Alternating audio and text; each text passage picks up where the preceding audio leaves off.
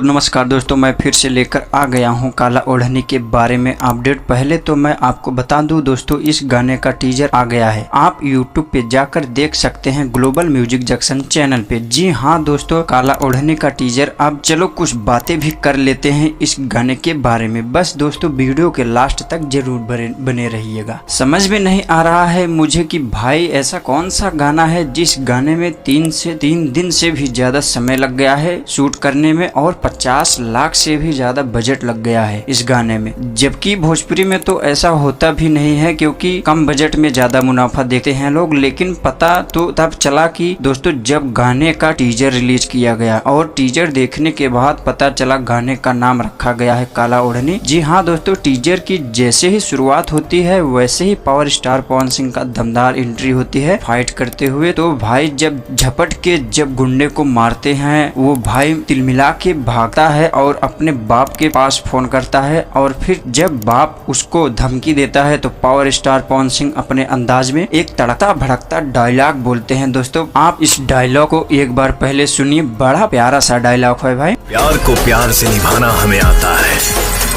जलता है जमाना तो जलाना हमें आता है। यकीन न आए तो ओढ़नी को हाथ लगा के देख, जिंदगी को मौत से मिलाना हमें आता है।